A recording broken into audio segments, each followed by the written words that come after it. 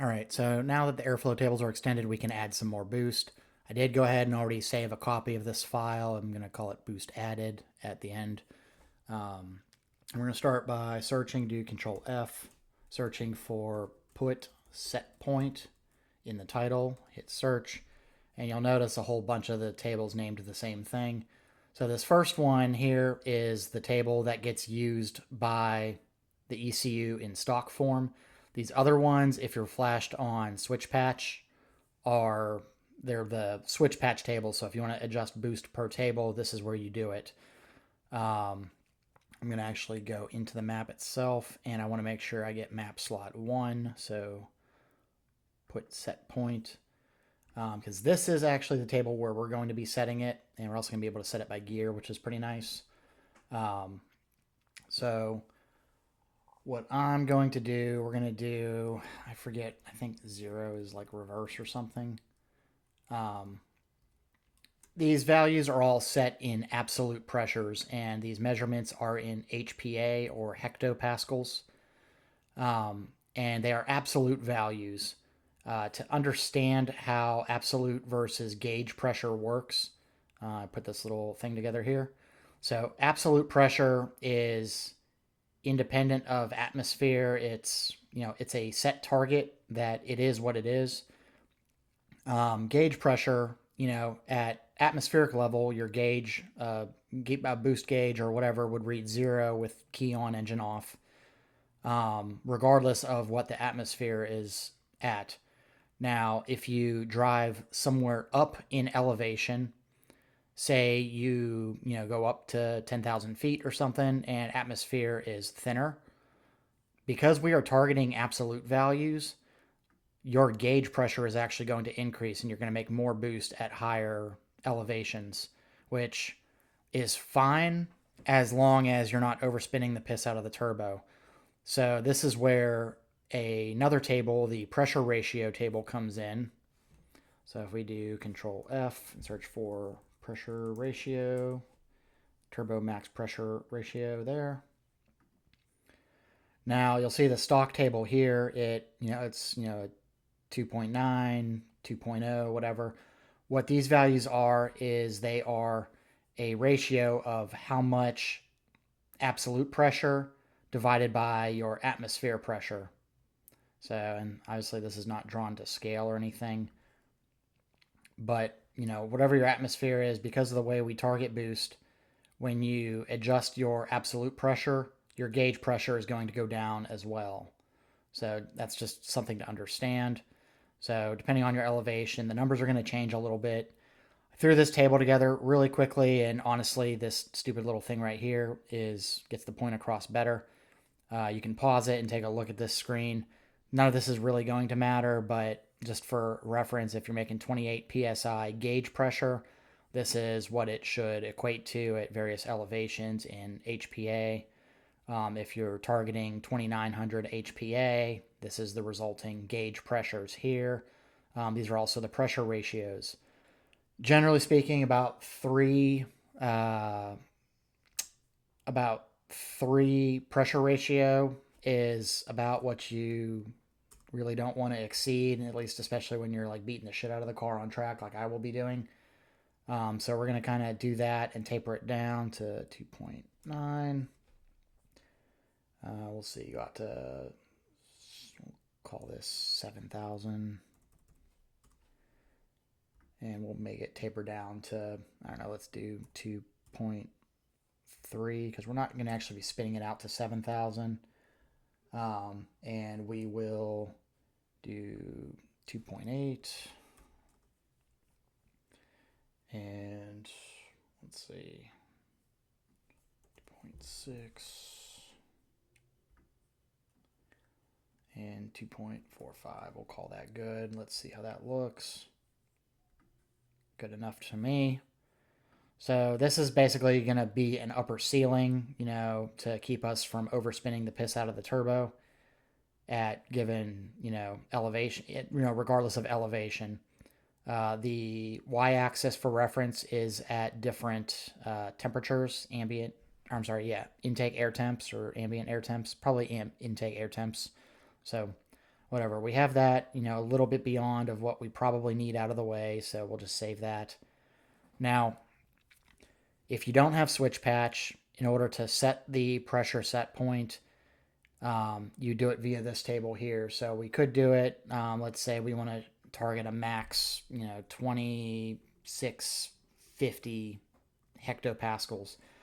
Whatever the highest value in this row here is, you want to make sure that you change this to 2650, the same thing. And that's something that's very easy to miss because otherwise you end up getting weird under and overboost codes or something along those lines. However, because we have Switchpatch, I am going to set this to 2900 and 2900 across the board. If you don't have Switchpatch, you definitely do not want to do that. But we're going to be setting our pressures based off of this table here. So 0, I think this is just like reverse. So we'll do 1400. In first gear, we'll target 1700 hectopascals. Let's see here. We'll plug that in. So that should be about 10, 11 psi, roughly. These numbers aren't going to translate 100% exactly for, you know, whatever the value is. There are some background calculations where stuff gets processed and like intake efficiencies and stuff like that. But yeah, so what I'm going to do, we'll target, let's do, the meat of our power band is going to be in like the 3,500-ish range, 35 to about 4,500, 50 or 5,000. So we'll shoot for, let's do, to start with, 2650. There, we'll do 2650 at 5,000. Yeah, we'll do 2625. We'll do 2650. 2650. And we'll taper this down gently to, let's do 2100. That's way beyond where we'll ever actually need it to go. And we will use the interpolate function where we grab the cells, and whatever the two outermost cells are, it's going to make the cells in between them adjust to suit. And we will set these first values here to maybe, let's do 2400. And down low, we'll do actually 2300. And the reason for keeping these values low, 2400 should be fine. The reason for keeping these values lower down low is because of turbo surge. We don't really want that to happen, or we want to at least minimize it. So as it is right now, this is the one we just edited. So we have it falling down, or it's coming up there, and it's tapering off softly, so that should be fine. We'll try bumping that up just a little bit. Close that. And what I'm going to do, I'm going to just copy this entire row. Control C. And E.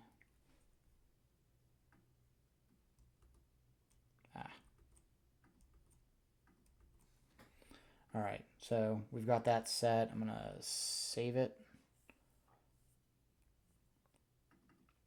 All right, so this is our table to start with. It's not like crazy amount of boost or anything. This is about the curve, the boost curve that I've run on my lower boost map on track. So we're going to keep it at this lower level to kind of get the wastegate dialed in when we do get around to flashing it to the car. We've still got several other things to take care of, but all that I'm going to do now is I'm going to, in the meantime, I'll take this map and I'm going to Control C, and I'm going to open up all of the all of the Switchpatch set point tables. So there's 2, 3, 4, and 5. And I'm actually going to completely ignore all of these tables aside from, I'm just going to set it to like a flat 1700 actually. So yeah, maps 2 through 5 are not going to be anything factored in right now. My preferred method is to set up the most aggressive map first, which is going to be our map 1, which is right here.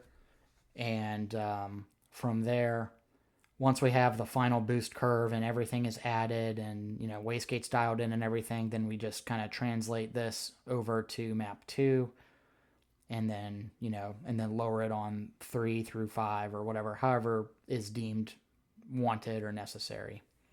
So that's it as far as setting the boost pressures go. This is just going to be for a base map. Make sure to save both of these tables when done.